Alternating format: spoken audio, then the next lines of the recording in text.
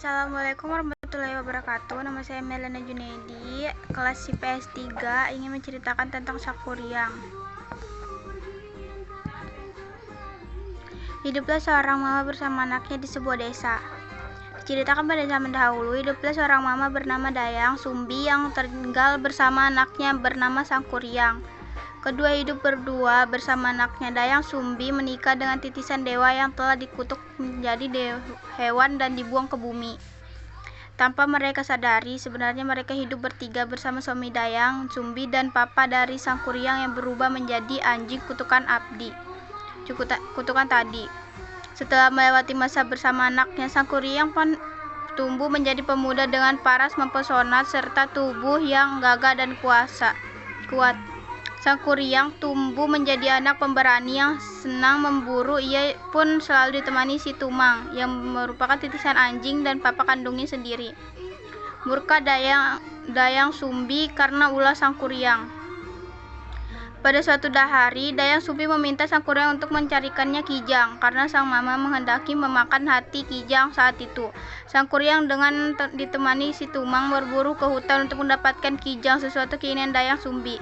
Saat di hutan, Sangkuryang melihat seekor kijang tengah merumput di balik semak balungkar. Sangkuryang pun memerintahkan Tumang untuk mengejar kijang tersebut, namun ada hal aneh yang terjadi pada anjing peliharaannya itu. Si Tumang yang biasanya penurut kini menolak pemerintah Sangkuryang untuk mengejar si kijang tadi. Sangkuryang pun marah dan mengatakan, "Jika engkau tetap tidak menuruti perintahku, niscaya aku akan membunuhmu." Ancaman tersebut tidak dipedulikan si Tumang, yang membuat Sangkuryang semakin kesal dan marah. Sangkuryang pun akhirnya membunuh Tumang dan mengambil hati anjing itu untuk diberikan kepada Dayang Sumbi sebagai pengganti anjing kijang yang tak berhasil ia dapatkan. Tanpa disadari Dayang Sumbi, ternyata hati yang diberikan anaknya adalah hati suaminya yang telah dibunuh oleh anak mereka sendiri. Dayang Sumbi baru mengetahui setelah memasak dan memakan hati itu. Betapa murkanya Dayang Sumbi ketika mengetahui bahwa hati si Tumanglah yang diberikan Sangkuryang padanya. Dayang Sumbi kemudian meraih gayung yang terbuat dari tempurung kelapa dan memukul kepala Sangkuryang sambil mengatakan, "Sungguhnya Tumang itu papamu, Sangkuryang." Mendapatkan perlakuan dari Dayang Sumbi seperti itu, Sangkuryang pun marah dan sakit hati. Ia tak rela mamanya begitu padanya. Sangkuryang berpikir bahwa Dayang Sumbi lebih menyayangi si Tumang dibandingkan dirinya. Maka tanpa berpamit, Sangkuryang pun pergi membara ke arah timur. Sangkuryang tumbuh menjadi laki dewasa yang ingin menikahi Dayang Sumbi. Setelah kepergian Sangkuryang, Dayang Sumbi mengaku menyesal atas perbuatan kepada anaknya sendiri. Ia pun memohon ampun kepada para dewa atas kesalahannya tersebut. Mendengar permohonan Dayang Sumbi, mereka menerima permintaan maaf itu dan mengaruniakan kecantikan abadi kepada Dayang Sumbi. Di lain sisi, Sangkuryang yang terus mengembara tanpa tujuan pasti kini tumbuh menjadi laki dewasa yang memiliki paras dan tubuh yang dapat meninggikan banyak perempuan. Tanpa sadar, setelah bertahun lamanya membara, ia kembali ke tempat di mana dulu dilahirkan. Sangkuryang berhenti ke salah satu pondok guna meminta air minum kepada pemilik pondok tersebut. Tanpa sadar, ia terpesona dengan kecantikan Dayang Sumbi yang abadi.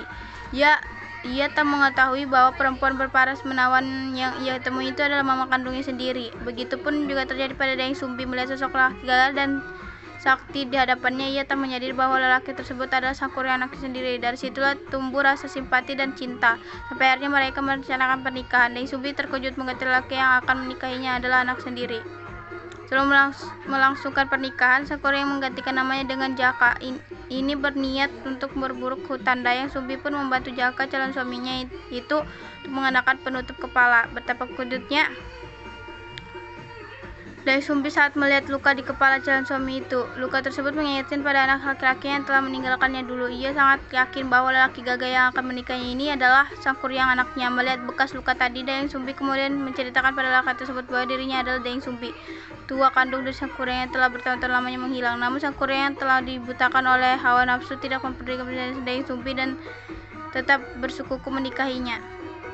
Mengajukan permintaan ketika dilamar Sangkuryang ini adalah syarat. Apa syarat-syarat yang diajukan kepada tutukan?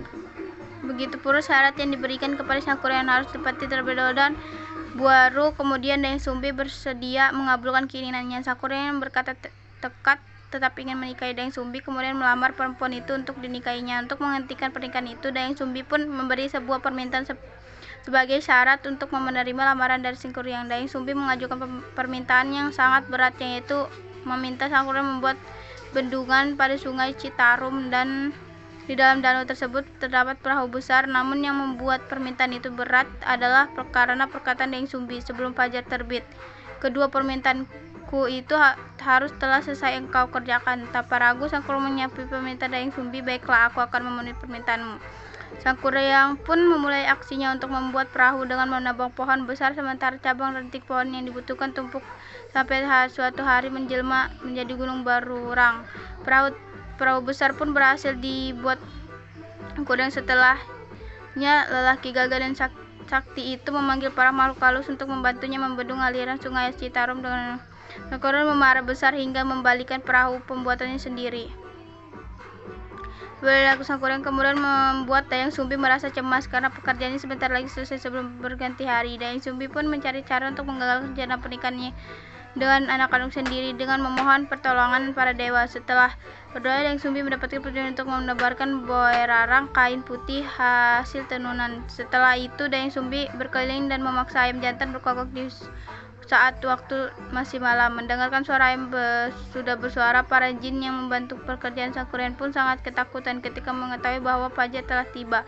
Mereka kemudian menghilangkan segala penjuru dan meninggalkan Sangkuriang dengan pekerjaan yang belum selesai saja. Hal ini membuat Sangkuriang marah besar karena merasa dicurangi oleh calon istrinya sendiri. Sangkuriang meyakini bahwa fajar sesungguhnya belum tiba dan masih ada waktu untuk ia menyelesaikan danau tersebut. Sangkuriang lantas murka dengan menjebolkan bendungan di Citikaro. Kemudian aliran Sungai Citarum dilemparkannya ke arah timur hingga menjelma menjadi gunung Manglayang. Air yang semulanya memenuhi danau tersebut pun surut. Sangkuriang kemudian dengan kekuatan saktinya menendang perahu yang tadi ia buat hingga jauh dan jatuh terungkup sampai menjelma menjadi sebuah gunung yang kemudian disebut Gunung Tangkuban Perahu. Masih dalam bahaya mara yang besar, Sangkuriang mengetahui ini adalah syarat Dayang Sumbi untuk menggagalkan pernikahan dengannya. Assalamualaikum warahmatullahi wabarakatuh. Sekian dari cerita saya, cerita pendek tentang cerita rakyat.